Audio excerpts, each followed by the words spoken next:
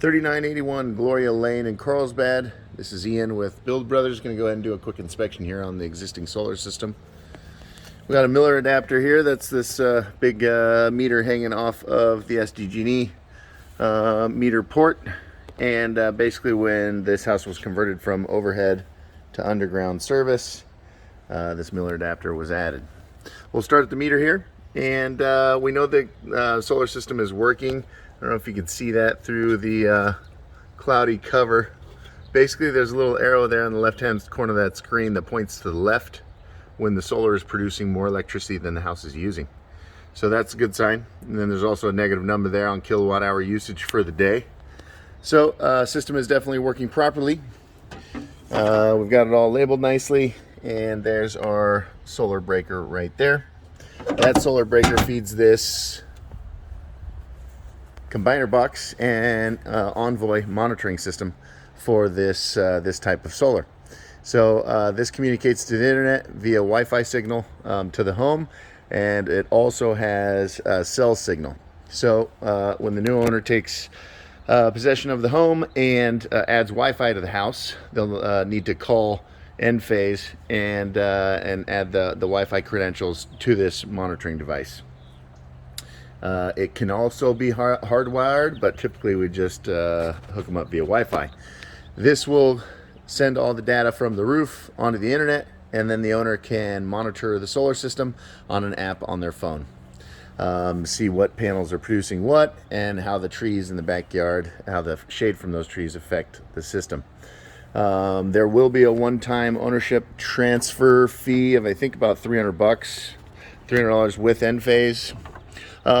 This is awesome. The set of plans are here on site with all the information on the system. We've got 14 Silfab 380 watt panels. Those are a high quality monocrystalline high efficiency panel.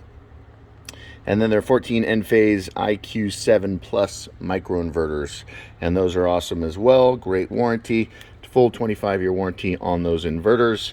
And there should be a 25-year warranty on those panels also. Unfortunately, this guy only comes with a 10-year warranty. This little map right here, those barcodes are associated with each of the microinverters on the roof in the order that they're on the roof. Probably once that's been registered online, you should never need that again, but that's nice to have it. And very important, you also have installing contractors information there. So they should definitely be the contractor to go to for any required service on this system. They will have at least a 10-year. Just dumped it out of the package. I'll go ahead and get that back together off camera and get it stored back in that box there. Let's go ahead and jump up on the roof and see what's doing up there.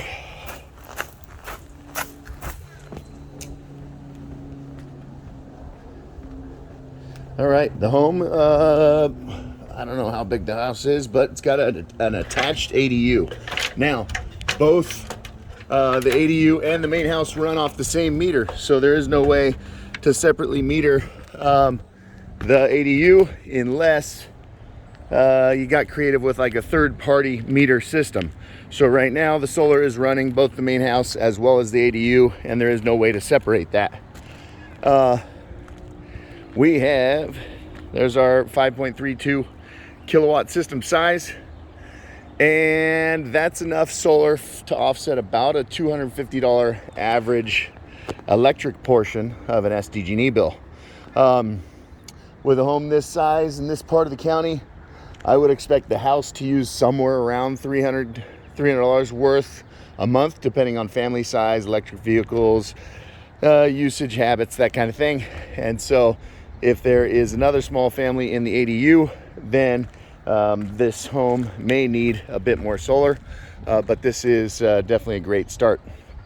You can see how good those look. Those are what we call a black on black panel with iron ridge racking, what we call UFO mids and end clamps. Those are great. And it's got a lot of what appears to be sediment from, I'm guessing, the pine tree on it. And so this may be a situation, because the pollen and whatnot that this pine tree puts off, maybe it's a situation where it's good to have these things cleaned every 6 months or so to keep them producing nicely. You can see where there are some fingerprints on them here and there. If we take a quick look underneath the panels, we will see that the wire management is done really well. There's no wires hanging. We've got Iron Ridge standoffs there. What do we call those? Flash feet. As we look down under, everything about this says it was professionally installed, and they pushed it. The south-facing roof plane will produce the best, and so that's the direction the panels are facing. And then they moved it as far away from those trees as they could. It's now approaching 3 o'clock in the afternoon, and you can see that shade making its way across the roof. Basically, these panels here on the end will produce better the better these trees are kept trimmed back. If we wanted to expand onto the system, this big west-facing roof plane would work as well. It's worth mentioning that the roof is still in good condition. The ridge caps are intact. The majority of the granules are still intact. There's almost no exposed fiberglass on this roof, and so that's a good sign when you ever want to install solar on a roof that is on its last leg. Conduit goes up and over and down to the electrical panel over there. That's all professionally mounted and looks good. And this system will last another 25 years or so. Those microinverters, the panels aren't typically what fail over time. It's usually going to be the microinverters, which each panel has its own microinverter underneath it.